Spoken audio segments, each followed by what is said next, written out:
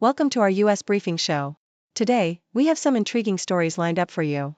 First off, President Trump's tariffs on Chinese goods may end up benefiting Tesla, as the electric car manufacturer has built strong supply chains that can withstand the pressure, leaving competitors in a tough spot.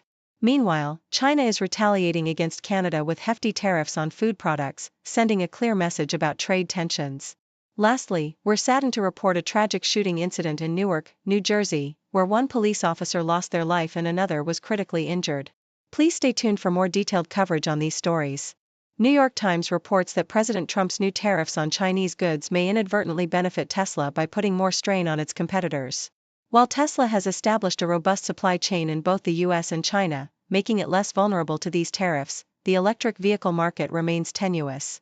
The Trump administration's efforts to impose tariffs on foreign auto parts and reduce funding for competing electric vehicle infrastructure could further solidify Tesla's market position. As the auto industry braces for uncertainty, Tesla seems poised to gain an advantage amid the chaos of shifting trade policies. In a retaliatory move against Canada, China has announced tariffs of up to 100% on various Canadian exports, including canola oil and pork, as reported by New York Times. This action follows Canada's imposition of steep tariffs on Chinese electric vehicles and metals last year.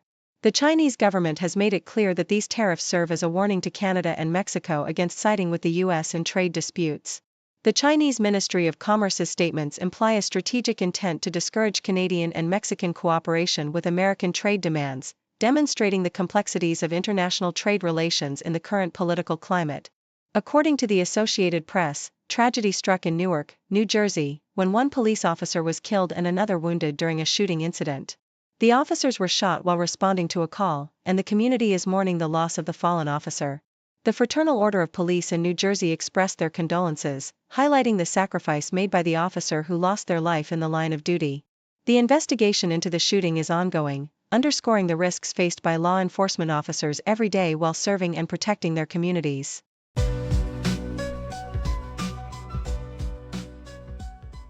South China Morning Post reports that China has imposed tariffs on Canadian agricultural and food products as a retaliatory measure against Canada's earlier tariffs on Chinese electric vehicles, steel, and aluminum. The Chinese Commerce Ministry announced a staggering 100% tariff on Canadian rapeseed oil, oil cakes, and peas, while a 25% duty will affect Canadian aquatic products and pork. This escalation in trade tensions comes after Canadian Prime Minister Justin Trudeau's efforts to counteract China's overcapacity in the electric vehicle sector, a move that has been criticized by China as protectionist and a violation of World Trade Organization rules. As Canada is the leading exporter of rapeseed and China its largest buyer, these tariffs are expected to have significant implications for both countries' economies. In a haunting recount of a recent execution, Associated Press describes the chilling experience of witnessing the firing squad execution of Brad Sigmund in South Carolina. The journalist shares the emotional weight of preparing for such an assignment, having previously observed various execution methods, and the unsettling realization of how violent and sudden the process is. The execution, which took place in a Stark chamber, was marked by an abrupt crack of rifles that startled the witnesses. Sigmund's final moments were filled with tension, as he attempted to convey reassurance to his lawyer before the hood was placed over his head. The journalist reflects on the stark contrast between the serene sunset outside and the grim reality of the death chamber, emphasizing the psychological toll of witnessing such events. Yahoo US covers the Pittsburgh Penguins as they prepare to face the Vegas Golden Knights following a flurry of trades at the NHL deadline. With the recent departures of several key players, including forwards Anthony Beauvillier and Michael Bunting, the Penguins are left with a slim roster of just 12 forwards and 6 defensemen. New center Tommy Novak, acquired from the Nashville Predators, expressed his excitement about joining the storied franchise. The Penguins are also dealing with logistical challenges as newly acquired players may not make it to the game on time. Meanwhile, the Golden Knights, leading the Pacific Division, are on a 3-game winning streak, adding to the intensity of this matchup. As both teams gear up for the game, the stakes are high and the atmosphere is charged with anticipation.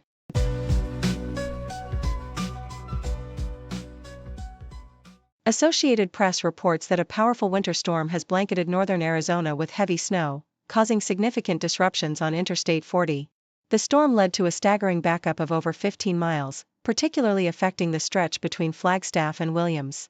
As night fell, semi-trucks and other vehicles were left stranded due to the treacherous conditions, compounded by a 2-vehicle crash that resulted in at least one injury. Bart Graves from the Arizona Department of Public Safety noted that the adverse weather made it difficult to clear the roadway swiftly. This storm, marking the most substantial snowfall of the winter season, brought much-needed precipitation after a prolonged dry spell, although many areas still remain below average for moisture.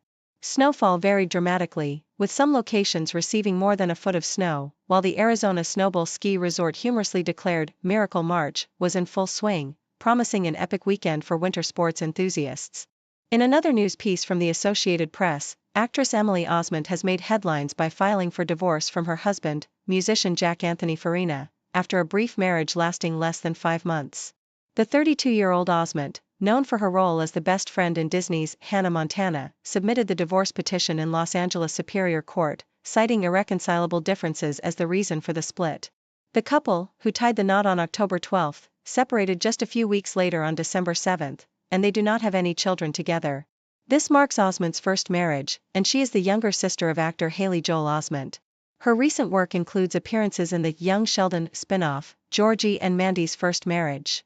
The divorce news was initially reported by TMZ, drawing attention to the actress's personal life amidst her successful career. Thank you for tuning in. The content above showcases the latest briefing reports and analytical synopses, thoughtfully curated by the 6Do team. These insights stem from a wide array of reputable media outlets, think tanks, government sources, and specialized experts worldwide. We encourage you to explore these sources for a comprehensive perspective. Keep in mind that while the content may not always align with the official standpoint of 6Do Brief, it's not meant to be taken as absolute directives for decision-making. Comprising seasoned media professionals, learned scholars, and accomplished scientists, the 6Do team embodies a trailblazing, fully independent media entity.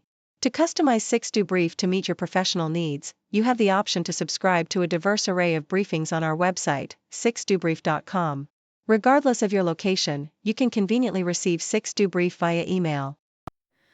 Morning sunlight on the street, city whispers soft and sweet, faces mix in daily grind, every story intertwined, cultures blend like colors bright, languages in the silent night, on the table stories told, food and feast upon so bold, people living day by day, in the heart they find their way, sharing moments, voices sing, in this world of everything.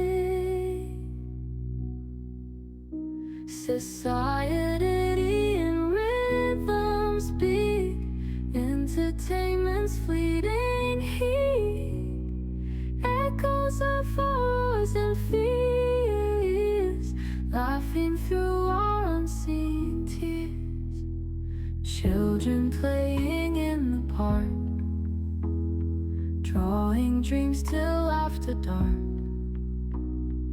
elders speak of days gone by, washing shadows from the sky. People living day by day, in the heart they find their way, sharing moments, voices sing, in this world of everything.